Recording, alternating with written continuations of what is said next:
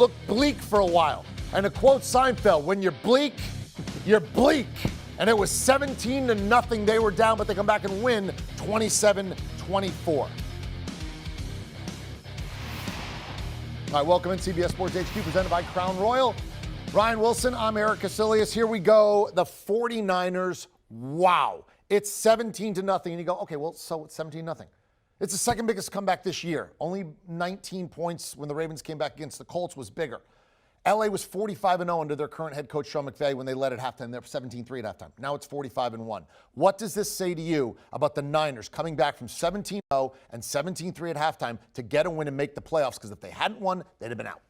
That's exactly right. And when they were down 17-0, EK, I was thinking, well, they're clearly not up for the moment and not ready for the next step in terms of going to the playoffs after playing really well the last month or so of the season. So hats off to Kyle Shanahan. Hats off to Jimmy Garoppolo for getting himself composed after what was can kindly be described as an atrocious first half. They came out, leaned on the running game, which you know Kyle Shanahan is really good at. Elijah Mitchell got going. Deebo Samuel, who might be the most versatile player in the NFL, got going as both a running back and as a receiver, which we know he can do at such a high level. George Kittle got involved. The defense forced turnovers against Matthew Stafford, who once again has struggled in big moments. We thought he was going to come to Los Angeles, completely change things from what they had been with Jared Goff. Sean McVay and Matthew Stafford was supposed to be the marriage that made things easy on their way to the playoffs and eventually the Super Bowl. All that said, EK, the Rams still won the division. They didn't do it in a pretty fashion, but I think that the takeaway for me is that the 49ers had to win this game.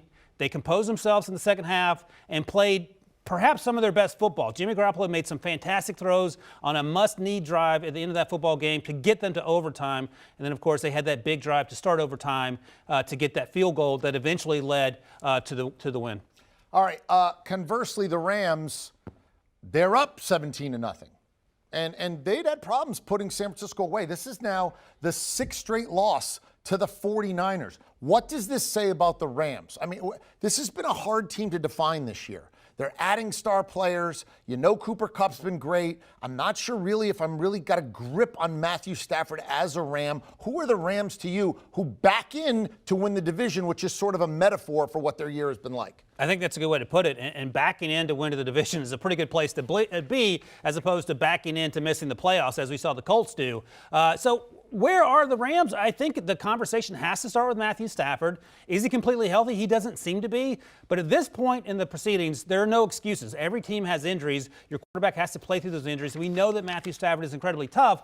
The consistency hasn't been there, however. I go back to it. I was not a huge Jared Goff fan in Los Angeles, but he got the most out of his abilities. Sean McVay got the most out of his abilities. The switch from Goff to Stafford hasn't been a huge one. We haven't seen a huge uptick in production. And you mentioned Cooper Kupp, who's having a fantastic year and deserves some MVP votes.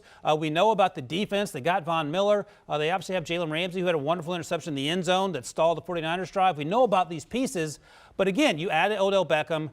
You trade for Sony Michel, and those guys are producing. But this team is not a blow the doors off your opponents week in and week out type offense, which I thought is what we'd see. Nothing's going to magically fix itself between now and their next game.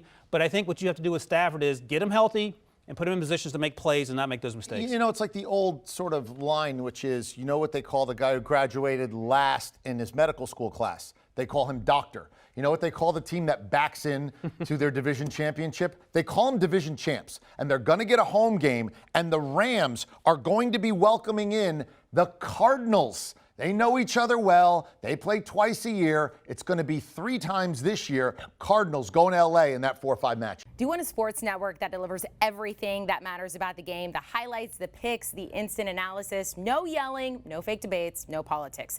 Hit the subscribe button and never miss a moment.